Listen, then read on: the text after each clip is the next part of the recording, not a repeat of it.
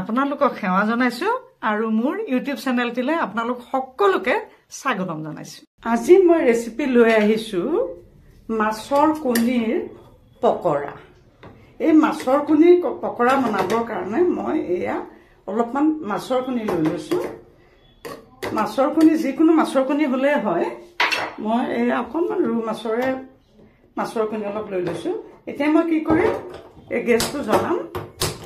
গেছটো জ্বলাই এটা কেৰাহী পাতি দিম আৰু এই কেৰাহীটো পাতি ইয়াতে মই অলপমান এয়া পানী দিম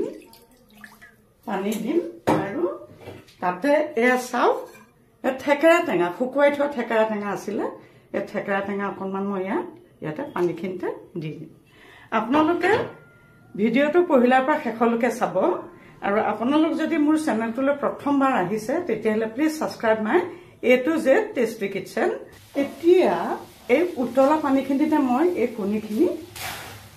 কণীখিনি পেলাই দিলো অকণমান সিজিবৰ কাৰণে। কণী কি হয়, কণী সদায় ধৰক সাধাৰণতে ভাগি যায়। এতিয়া মই এইটো টেঙা দি পেলাই যেহেতু সিজাইছো, এইটো কি হ'ব, কণীটো এনেকে মই যেনেকৈ দিছো তেনেকৈ গোটাই গোটাই ৰৈ যাব। সেইকাৰণে মই টেঙা দি পহিলাতে অকণমান বইল কৰি লওঁ।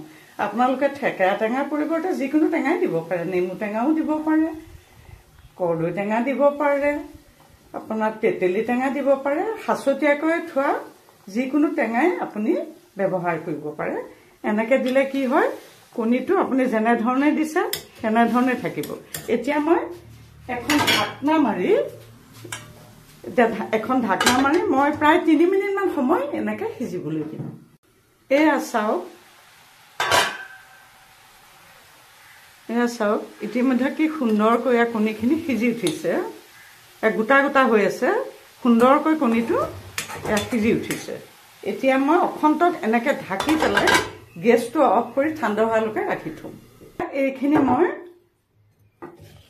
সুন্দৰকৈ পিচকৈ এতিয়া কাটি লওঁ। এয়া দেখিছেনে কিমান সুন্দৰ হৈ ওলাইছে।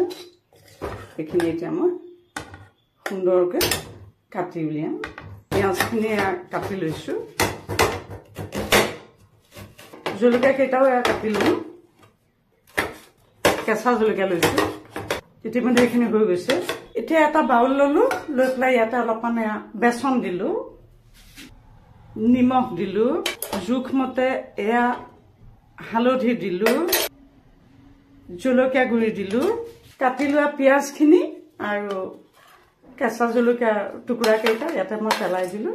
দি পেলাই এতিয়া মই এইটো সুন্দৰকৈ মিক্স কৰিম। এতিয়া মই অলপমান পানী দি এইটো মিশ্ৰণটো সানি লওঁ। যিহেতু এইটো পকৰি হ'ব, যিহেতু মাছৰ কণীৰ এইটো পকৰি বনাম, গতিকে মই এই পেষ্টটো সুন্দৰকৈ সানি ললো। এয়া কণীখিনি কটা হৈ গ'ল। এতিয়া মই গেছটো অন কৰিম আৰু ইয়াতে টাৱাখন পাতি দিছো কণীখিনি ভাজিবৰ বাবে। টাৱাখন গৰম হোৱাৰ লগে লগে ইয়াত মই অলপমান সৰিয়হৰ তেল দিলো, আপোনালোকে যিকোনো তেলে দিব পাৰে। ইতিমধ্যে এয়া মিশ্ৰণটো সনাই সুন্দৰকৈ হৈ গ'ল। এতিয়া মই ইয়াতে মিশ্ৰণটোতে এই কণীখিনি এপিচ এপিচকৈ পেলাই দিম আৰু ক্ৰমান্বয়ে মই ভাজি গৈ থাকিম এনেকে পকৰা।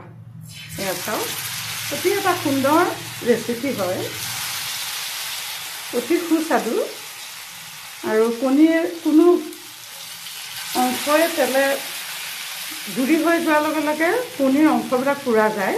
ইয়াত ধৰক যিহেতু মই বইল কৰি লৈছো, কণীৰ সম্পূৰ্ণ অংশবিলাক ইয়াত ৰৈয়ে আছে। এটা সুন্দৰ ৰেচিপি হয় এইটো কণীৰ পকৰা। আপোনালোকে ভাতৰ লগত খাব পাৰে, ৰুটিৰ লগত, সকলো লগতে খাব পাৰে, এনেও খাব পাৰে। এইখিনি হৈছে, হোৱা কেইটা মই বৰ্তমানে কাটি গৈছো। এয়া কাটি গৈ আছো।